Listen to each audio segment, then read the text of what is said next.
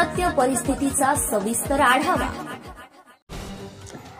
राष्ट्रवादी काँग्रेस शरदचंद्र पवार पक्षाचे आमदार रोहित पवार यांनी सिडकोमध्ये झालेल्या 5,000 कोटींच्या जमीन घोटाळ्याचा गंभीर आरोप केला होता। बिवलकर कुटुंबियांनी करोडो रुपयांची जमीन लाटली असून त्याला शिंदे गटाचे मंत्री आणि तत्कालीन सिडको अध्यक्ष संजय शिरसाट यांनी मदत केल्याचा आरोप त्यांनी केला। या प्रकरणाचा तपास करण्यासाठी त्यांनी सिडकोकडे मागणी देखील केली आहे। रोहित पवारांनी आज त्याच भूखंडावर पाहणी करण्यासाठी गेले होते। नवी मुंबईमध्ये सिडकोने बिवलकर कुटुंबाला सुमारे 5,000 कोटीहून अधिक रुपयांचा वादग्रस्त 12 एकर भूखंडाची स्थानिक भूमिपुत्र पदाधिकारी आणि कार्यकर्त्यांसमवेत पाहणी केली। सद्यस्थितीत त्या जागेवर काही बांधकाम सुरू असल्याचं धक्कादायक वास्तव आढळलं। याचं कारण म्हणजे संबंधित जागेबाबत सर्वोच्च न्यायालयातही दावा सुरू असून तिथे राज्य सरकारने बिवलकर कुटुंबाच्या विरोधात भूमिका घेतली आहे। परंतु या जागेवर सुरू असलेल्या बांधकामात सामान्य माणसाने आयुष्यभर साठवलेले पैसे खर्च करून घर घेतलं आणि नंतर सर्वोच्च न्यायालयाने बिवलकर कुटुंबाच्या विरोधात निकाल दिला तर या सामान्य माणसांची मोठी फसवणूक होणार आहे। म्हणून या ठिकाणी कुणीही घर घेऊ नये। ही बाब आमदार रोहित पवार यांनी काल पत्रकार परिषदेच्या माध्यमातून मुख्यमंत्री महोदयांच्या निदर्शनास आणून दिली। त्यामुळे या वादग्रस्त जागेवर सुरू असलेलं बांधकाम तातडीने थांबवत यावी जेणेकरून सामान्य माणसाची फसवणूक होणार नाही अशी त्यांची मागणी आहे। याबाबत मुख्यमंत्री देवेंद्र फडणवीस यांनी याकडे लक्ष द्यावं अशी मागणी आमदार रोहित पवार यांनी केली आहे। महाराष्ट्र टुडे मराठीसाठी ब्युरो रिपोर्ट मुंबई। खरं तर आपण पाहतोय की आपण आज पुन्हा एकदा त्यांची चौकशी करण्यासाठी किंवा त्यांची जमीन जी आहे भूखंड त्याची पाहणी करण्यासाठी आला काय? एकतर आपण हे प्रकरण बघितलं तर आम्ही सर्वजण या विषयासाठी लढतच आहोत।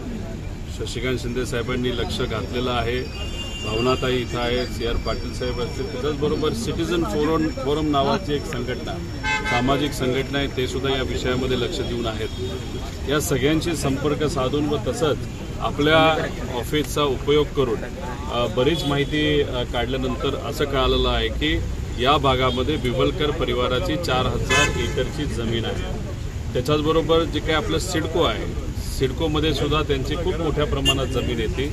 आता आमच्याकडे माहिती 150 एकराची आलेली आहे आणि त्याच्यावर त्यांनी 12.5% मोबदला जमीन स्वरूपात तो तिथं घेतलेला आहे। म्हणजे इथं असणारे खरे भूमिपुत्र जे आहेत ते अनेक वर्ष झालं प्रयत्न करत आहेत, पण त्यांना कुठेही त्यांची हक्काची जमीन मिळत नाही। पण एक मोठा व्यावसायिक पैसेवाला माणूस येतो काय आणि 48 तासामध्ये 42 टेबलवरनं फाईल हलती काय आणि त्यांना 5,000 कोटीचा भूखंड दिला काय जातो याच्यावर आता आम्ही लक्ष देऊन आहोत। शिरसाटांच्या विषयामध्ये आम्ही लक्ष देऊन आहोत। त्यांनी राजीनामा द्यावा अशी आम्ही मागणी केलेली आहे। पण हे 150 एकरापैकी 12.5%चाच विषय आहे।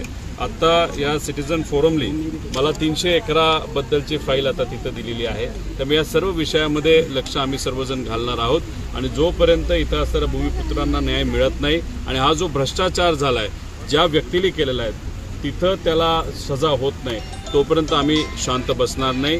DVPG असं नावाचं एक कुठला ते ग्रुप आहे, त्यांची ही जागा आहे ज्यांना त्यांनी तिथं विकलेली आहे। सरस नावाचा एक ग्रुप आहे।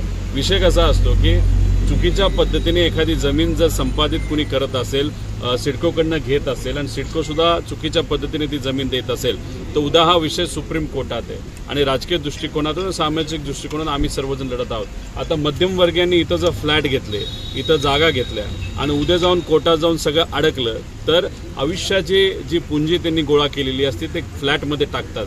त्यामुळे सर्व लोकांना मी विनंती करतो की या इथे फ्लॅट घेऊ नका, कारण की हे सर्व अडकणार आहे। तुम्ही जे काही कष्टातून कमवलेले पैसे उद्या जाऊन अडचणीत येऊ शकतात। त्यामुळे या दोन्ही गोष्टींकडे तुम्ही लक्ष द्यावं अशी विनंती आम्ही सर्वजण करतो। खरं तर आपण आहे ना रोहितजी, खरं तर आपण पाहतोय की आपण मोर्चा देखील काढला होता। मोर्चानंतर देवेंद्र फडणवीस असं देखील म्हणाले की पुरावे द्या, आम्ही बघू। तुम्ही काल पुरावे देखील सादर केले। आता आमची अपेक्षा आहे की देवेंद्र फडणवीस साहेब जे या राज्याचे मुख्यमंत्री आहेत, व्यक्ती सोडा पण पद महत्वाचं आहे आणि ते एक अभ्यासू नेते, ते स्वतः वकील आहेत। त्यांनी आम्हाला सांगितलं की पुरावे द्या। पुरावे आम्ही 12,000 पानाचे पुरावे काल दिलेले आहेत आणि त्याच्या आधी सुद्धा काही 1000 पानाचे पुरावे आम्ही दिले होते। पण पहिल्यांदा जेव्हा त्यांनी इच्छा व्यक्त केली होती की पुरावे द्या तेव्हा आम्ही दिले, आम्हाला अजून बोलवलं नाही। काल परत एकदा 12,000 पुरावे आम्ही तिथं 12,000 पेजेसचे पुरावे तिथे दिलेले आहेत। अजून काही पुरावे आता आमच्याकडे आता अजून द्यायचं तरी काय? म्हणजे आम्ही राजकीय क्षेत्रामध्ये काम करणारे सामाजिक लोक आहोत। आम्ही एवढं लढत आहोत, एवढे पुरावे देऊन आम्हाला अजूनपर्यंत सरकारकडनं दाद दिली जात नसेल तर गरिबाचं काय? खरे भूमिपुत्र जे आपल्या या भागातले आहेत उरण आणि ह्या भागातले जे भूमिपुत्र आहेत, नवी मुंबईचे भूमिपुत्र आहेत, त्यांनी काय करायचं? म्हणजे काही एक ठाकूर नावाचे बघा आलेत ते स्वतः आत्मदहन करण्याचा प्रयत्न तिथं केला. हे भूमिपुत्रांची ही 80 वर्षाचे ते झाले तरी त्यांना न्याय मिळत नाही. इथं 2 दिवसात 48 तासात 42 टेबलवरनं फाईल हलते आणि 5,000 कोटीचा भूखंड हा बिवलकरांना दिला जातो आणि ह्या लोकांची फाईल एका टेबलवरनं दुसऱ्या टेबलवर जायला जे एक महिना लागत असेल, याच्यावरून तुम्ही समजून घ्या की आजची गरिबाची काय परिस्थिती. आणि हे सरकार गरिबाचं नसून हे सरकार पैसेवाल्यांचे, कॉन्ट्रॅक्टरचे, बिल्डरचे असं आपल्याला म्हणावं लागेल. बिवलकर काही म्हणजे बिवलकर येत्या 1 ते 2 दिवसामध्ये पत्रकार परिषद देखील घेणार आहेत. त्यांचं आधी देखील म्हणणं होतं की माझ्यावरती जे आरोप लावतात ते खोटे आहेत. हे बघा, ते जास्तीत जास्त काय बोलतील की आम्हाला जमीन ब्रिटिशरांनी दिली नाही. एक तुम्ही समजून घ्या, तर टेक्निकल गोष्ट अशी आहे की आंग्रे परिवार जो आहे तो त्यांना जमीन पूर्वी दिली होती. पण जेव्हा ब्रिटिशर या भारतामध्ये आले तेव्हा आंग्रे परिवारांनी सुद्धा ब्रिटिशरच्या विरोधात तिथं दंड ठोपटले होते आणि या देशासाठी त्यांनी तिथं लढा लढला होता. असे अनेक आहेत. आणि मग ब्रिटिशरांनी जेव्हा ताकद या देशामध्ये त्यांची रुजवली, त्याची आली, त्यानंतर ज्या लोकांनी त्यांना मदत केली त्या लोकांची जमीन तशीच त्यांच्याकडे ठेवली. तसं बिवलकर परिवार आहे की 2,000 रुपये त्यावेळेस त्यांना दिले होते आणि 4,000 एकरची जमीन तशीच्या तशी ब्रिटिशांनी हातात घेतली नाही, ती त्या बिवलकर परिवाराकडेच ठेवली. का? कारण का त्यांनी ईस्ट इंडिया कंपनीला मदत केली. पण ज्या राणी लक्ष्मीबाईंपासून जे सर्व महामानव नाही तर मोठे व्यक्ती होऊन गेले, ज्यांनी या देशासाठी प्राण दिले, लढले या देशासाठी, त्यांच्या सगळ्या जमिनी ह्या खालसा झाल्या होत्या.